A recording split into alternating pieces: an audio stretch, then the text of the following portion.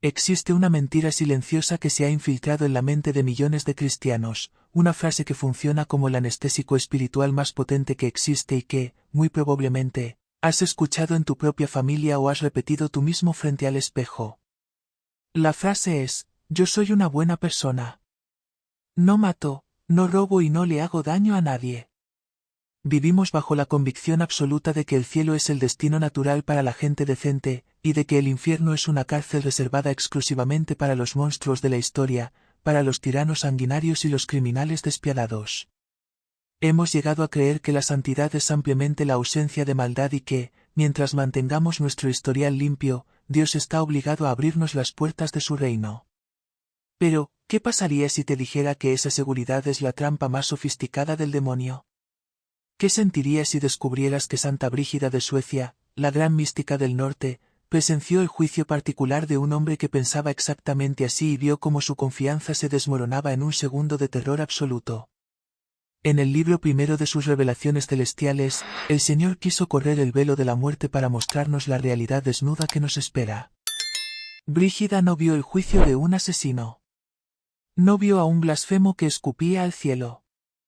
Vio a un hombre que podríamos haber sido tú o yo, un ciudadano respetable, un hombre que pagaba sus deudas, que saludaba amablemente a sus vecinos, que trabajaba honestamente y que murió en su cama, rodeado de paz, convencido de que su bondad natural era su pasaporte a la eternidad. Este hombre había vivido bajo la ley del mínimo esfuerzo espiritual, no hacer nada malo para no tener problemas. La visión comienza con una escena que nos hiela la sangre por su normalidad.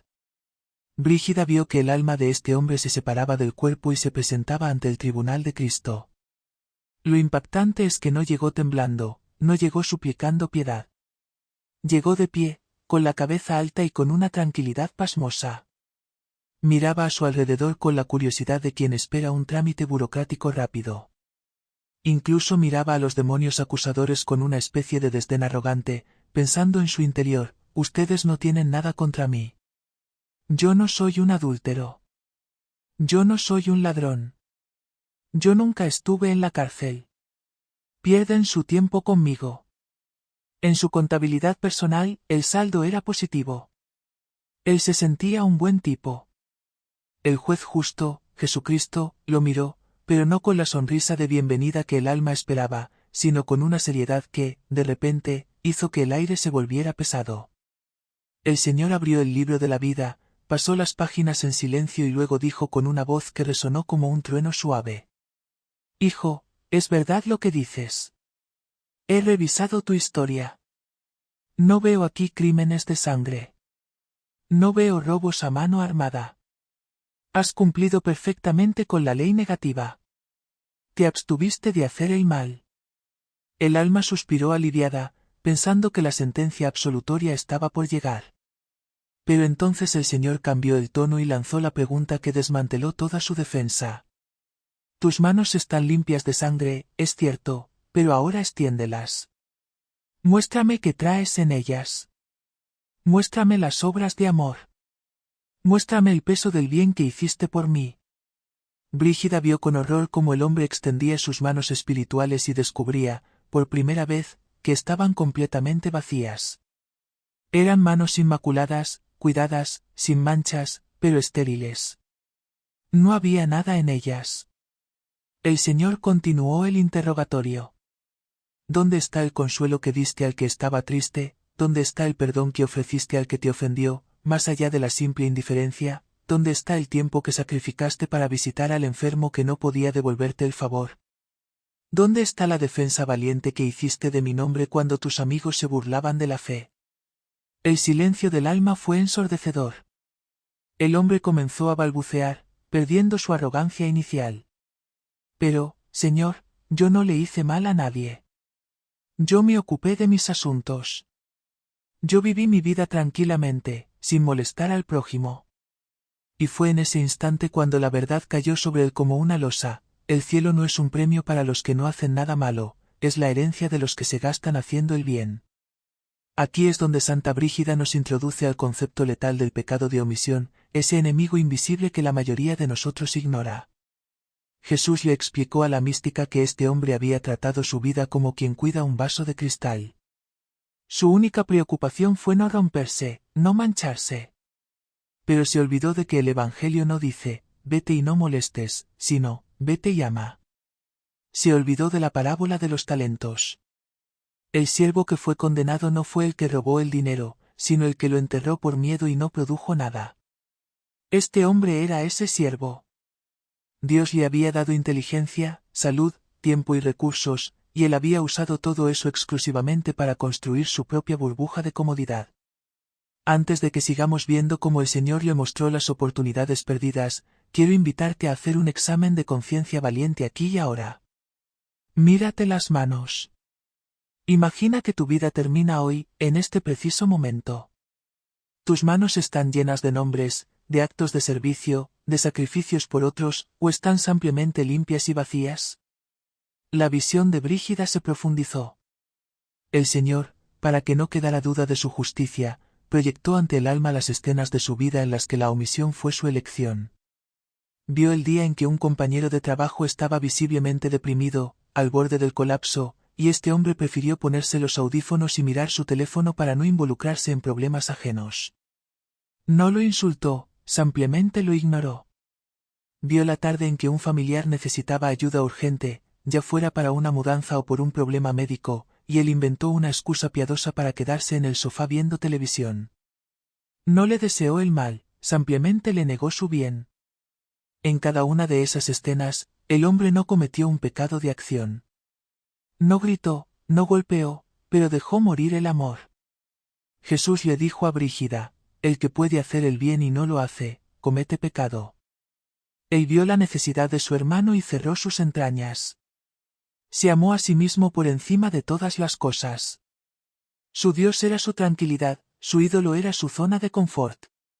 Y el que no ama no me conoce, porque yo soy amor en movimiento, no estatua de piedra. Esta revelación es un espejo brutal para nuestra generación. Nos hemos convencido de que la tolerancia y el vive y deja vivir son la cumbre de la moralidad. Pensamos que, mientras paguemos nuestros impuestos y no seamos criminales, Dios debe estar satisfecho con nosotros. Pero Brígida vio que esa actitud es insuficiente para resistir el fuego de la presencia divina. La bondad pasiva no existe en el vocabulario del cielo. Los santos no son personas que evitaron el mal, son guerreros que conquistaron el mal a fuerza de bien. Al verse acorralado por la evidencia de su egoísmo, el alma de este hombre intentó, desesperadamente, buscar una salida. Sabía que su defensa de «soy buena persona» había fracasado, así que intentó jugar una segunda carta, una carta que muchos de nosotros también tenemos guardada bajo la manga, la carta de la religión externa.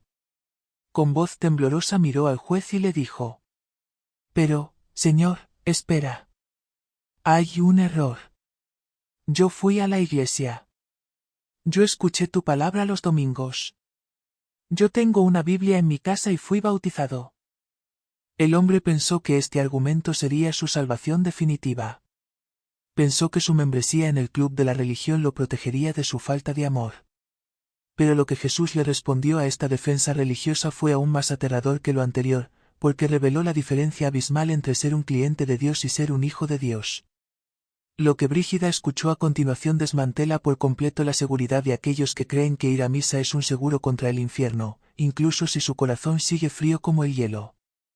Cuando el alma de aquel hombre presentó su defensa final, dijo: «Señor, yo fui a tu iglesia, yo comí y bebí contigo». Creyó sinceramente que había ganado el juicio. Esperaba que Jesús asintiera, reconociera su asistencia dominical y le abriera las puertas. Pero la respuesta que recibió es quizás la más dura que aparece en todos los evangelios, y que Santa Brígida vio confirmada en esta visión particular. El Señor lo miró con una tristeza que era más dolorosa que la ira y le dijo las palabras fatales que leemos en San Mateo: «No te conozco. Aléjate de mí». El hombre quedó paralizado. «¿Cómo que no me conoces, si estuve en tu casa cada semana?» Y aquí es donde el Señor le explicó la diferencia abismal entre estar y ser. Jesús le dijo a Brígida, para que nos lo dijera a nosotros: «Este hombre venía a mi casa, sí, ocupaba un banco, sí, pero su espíritu nunca entraba. Dejaba su corazón en la puerta, junto con sus negocios y sus preocupaciones mundanas. Me prestaba su cuerpo durante 1 hora, pero su mente estaba adorando a otros dioses. Me ofrecía oraciones recitadas de memoria, como quien paga un impuesto para que lo dejen en paz. Pero nunca, ni una sola vez, tuvo una conversación real conmigo, de corazón a corazón. Santa Brígida vio entonces la radiografía espiritual de la vida religiosa de este hombre. El Señor proyectó las imágenes de sus misas y sus rezos, y lo que se veía era espantoso. Desde fuera, el hombre parecía piadoso. Estaba de rodillas, con las manos juntas. Pero, en el plano espiritual, Brígida vio que de su cabeza salía un enjambre de moscas negras y de humo espeso. Mientras el sacerdote elevaba, la mente de este hombre estaba calculando las ganancias de la semana, juzgando la ropa de la persona de enfrente, planeando sus vacaciones o, simplemente, deseando que la ceremonia terminara rápido para irse a comer. «Mira», le dijo el Señor. Él me trataba como a un ídolo mudo. Creía que, por el simple hecho de estar físicamente allí, yo estaba obligado a bendecirlo. Convirtió mi religión en una superstición. Pensó que los sacramentos eran mágicos, que funcionaban sin necesidad de amor. Pero yo no busco clientes, busco hijos. No busco espectadores, busco amantes. Y este hombre nunca me amó, solo me usó como un seguro contra incendios, por si acaso el infierno era real. Esta revelación nos golpea donde más nos duele porque desmantela nuestra falsa seguridad. Nos muestra que Dios no se impresiona con nuestra asistencia perfecta si esa asistencia no nos transforma. Si salimos de misa igual de egoístas, igual de criticones e igual de avaros que como entramos, entonces nuestra religión es estéril. Es como ir al gimnasio, sentarse en una máquina a mirar el celular durante una hora y luego quejarse de que no tenemos músculos. El hombre de la visión había ido al gimnasio de la gracia toda su vida, pero nunca había sudado la gota gorda del amor. Hacemos una pausa vital en este punto, porque lo que estamos narrando es una medicina fuerte para el alma. La visión de Santa Brígida alcanzó su clímax teológico cuando el Señor pronunció la palabra que define el estado de este hombre, tibieza. Jesús le recordó a la mística aquel pasaje terrible del Apocalipsis: ojalá fueras frío o caliente, pero, como eres tibio, te vomitaré de mi boca. Brígida siempre había tenido dudas sobre este pasaje. ¿Por qué es peor ser tibio que ser frío? ¿No es mejor ser medio bueno que ser un pecador total? Y aquí, frente a esta alma, entendió la lógica divina. El Señor le explicó: el pecador frío, el que sabe que es malo, el que vive lejos de mí, tiene una ventaja, sabe que está enfermo. Algún día puede tocar fondo, reconocer su miseria y pedirme ayuda. El frío puede calentarse, pero este hombre tibio, este hombre bueno, que no hace mal a nadie, es incurable porque él cree que está sano. No acepta la medicina porque piensa que no la necesita. Su orgullo de buena persona es una armadura que impide que mi gracia penetre. El Señor usó una analogía física muy gráfica con Brígida. Le dijo: la comida caliente me agrada, el fervor. La bebida fría me refresca, el pecador que se convierte. Pero el agua tibia provoca náuseas al estómago. Este hombre me provoca náuseas porque mezcla mi verdad con sus mentiras, mezcla mi caridad con su egoísmo. Quiere servir a dos señores, quiere el cielo, pero no quiere soltar la tierra. Y esa mezcla es abominable para mi santidad. El veredicto final contra el hombre bueno no fue por sus crímenes, sino por su robo espiritual. El Señor le dijo al alma: tú dices que no robaste, pero yo te digo que eres el mayor de los ladrones. Me robaste la gloria que me correspondía, atribuyéndote a ti mismo tus éxitos. Me robaste el tiempo que te di para santificarte y lo usaste para divertirte. Y robaste a los pobres. Porque todo lo que te sobró y guardaste en tus graneros, por avaricia o miedo al futuro, les pertenecía a ellos por derecho de caridad. No te condeno por lo que hiciste, te condeno porque, reteniendo lo mío, te hiciste Dios de ti mismo. El alma, al verse descubierta, ya no pudo sostener la mirada. Su arrogancia se derritió y dio paso a una desesperación muda. Comprendió que el cielo no es un lugar geográfico, sino un estado de amor puro. Y él, que había pasado 80 años entrenándose en el no amor, en la indiferencia y en la comodidad, era ontológicamente incompatible con el cielo. si Dios lo metiera en el paraíso a la fuerza, ese hombre sufriría más que en el infierno, porque el fuego del amor de Dios lo quemaría sin consumirlo, ya que él es leña seca, sin la savia de la caridad. Brígida vio que no fue Dios quien lo empujó al abismo, fue el propio peso de su egoísmo el que lo hundió. El hombre había construido una casa sin puertas ni ventanas hacia los demás, y ahora esa casa se convertía en su tumba eterna. Se había quedado solo consigo mismo, que era lo único que había amado en vida. Y la soledad absoluta, sin Dios y sin prójimo, es la definición exacta del infierno. Esta visión es un terremoto para nuestra conciencia moderna. Nos grita que ser buena gente no es suficiente. Hitler era malo, sí, pero el fariseo de la parábola también fue rechazado, y él era un hombre religioso y cumplidor. Lo que Dios busca no es cumplimiento, es transformación. Pero la misericordia de Dios es tan grande que nunca nos muestra una herida sin darnos la venda. Santa Brígida, temblando por lo que acababa de ver, le preguntó al Señor, entonces, ¿quién podrá salvarse? Si este hombre, que parecía decente, se pierde, ¿qué esperanza nos queda a nosotros? Y el Señor, cambiando su rostro de juez por el de padre y médico, le reveló el remedio contra la tibieza. Le mostró el camino para salir de la trampa de la buena persona y entrar en la aventura de la santidad real. En el próximo y último bloque descubriremos cuál es ese antídoto. Veremos qué es lo que tenemos que hacer hoy mismo, antes de que sea tarde, para que, cuando lleguemos a ese tribunal, nuestras manos no estén vacías, sino llenas de un peso de gloria que nos abra las puertas de par en par. Prepárate, porque la solución es más simple y más poderosa de lo que imaginas, y está al alcance de tu mano ahora mismo. Cuando el alma de aquel hombre presentó su defensa final, dijo, Señor, yo fui a tu iglesia, yo comí y bebí contigo. Creyó sinceramente que había ganado el juicio. Esperaba que Jesús asintiera, reconociera su asistencia dominical y le abriera las puertas.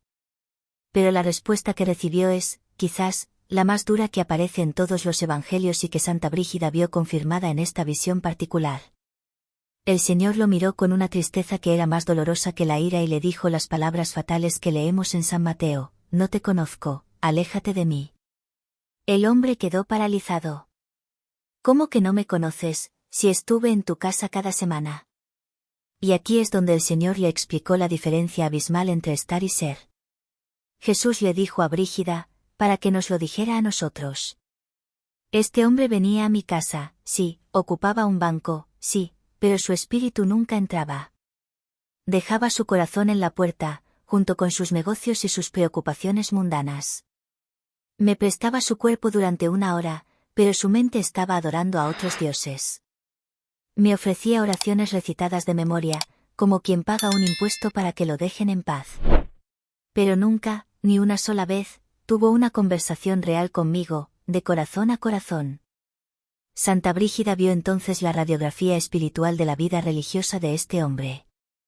El Señor proyectó las imágenes de sus misas y sus rezos, y lo que se veía era espantoso. Desde fuera, el hombre parecía piadoso, estaba de rodillas, con las manos juntas. Pero, en el plano espiritual, Brígida vio que de su cabeza salía un enjambre de moscas negras y humo espeso. Mientras el sacerdote elevaba la hostia, la mente de este hombre estaba calculando las ganancias de la semana, juzgando la ropa de la persona de enfrente, planeando sus vacaciones o, simplemente, deseando que la ceremonia terminara rápido para irse a comer. Mira, le dijo el Señor. Él me trataba como a un ídolo mudo.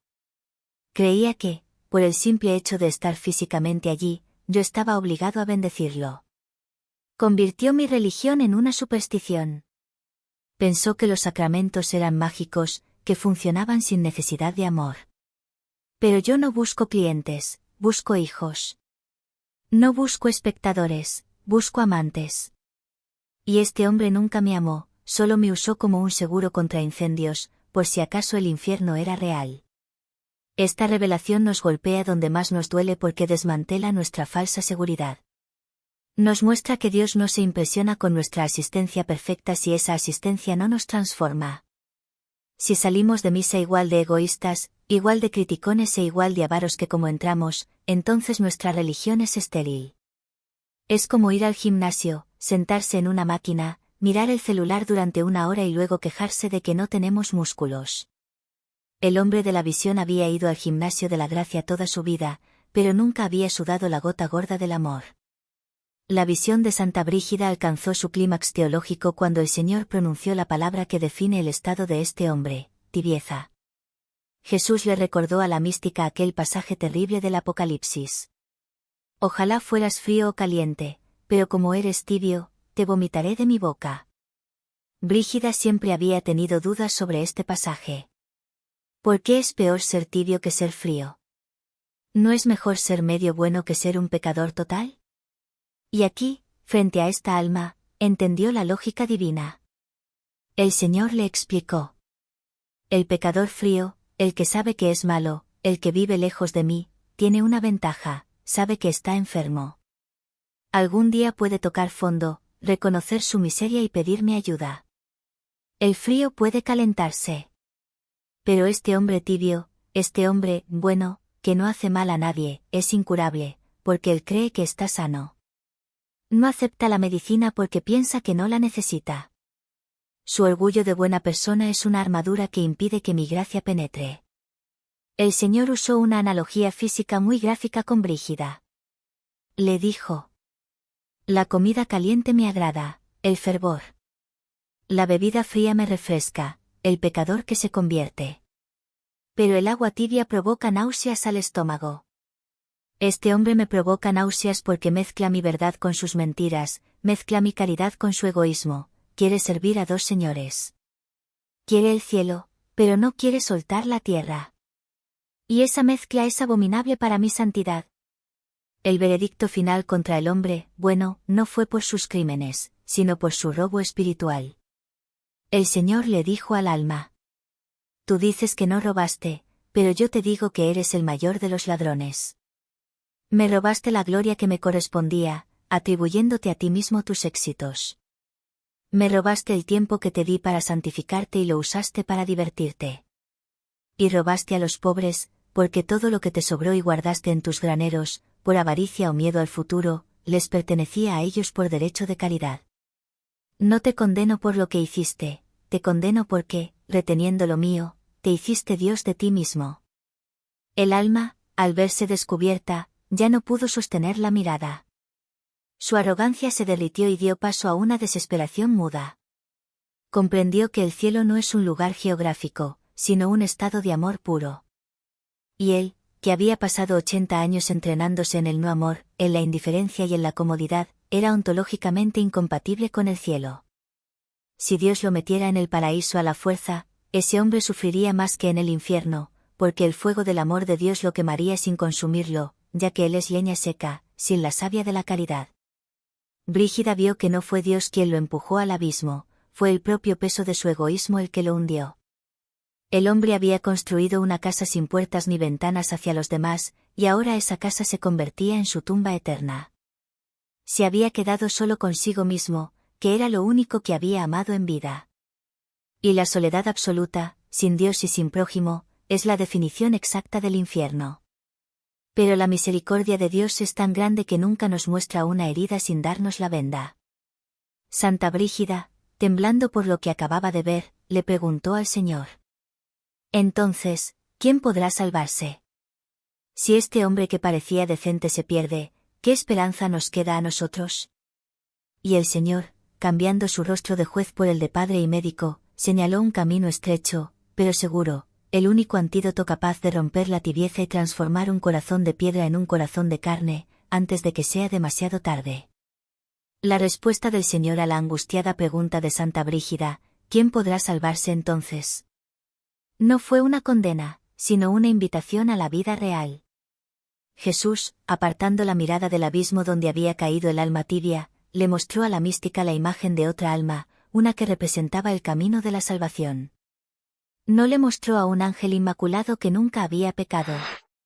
Le mostró a una mujer que había sido pecadora, que había tenido caídas vergonzosas, pero que tenía algo que al hombre bueno le faltaba: fuego. Esta mujer no estaba satisfecha con su bondad. Ella sabía que era débil y luchaba cada día contra sus defectos. Caía, se levantaba, pedía perdón y, sobre todo, amaba mucho. El Señor le explicó a Brígida la diferencia esencial. El tibio está cómodo en su mediocridad, se sienta en el barro y dice, aquí estoy. Bien. El santo, en cambio, puede caer en el mismo barro, pero se siente incómodo, le quema, y grita pidiendo mi mano para salir. La diferencia entre el cielo y el infierno no es no tener pecado, es no tener lucha.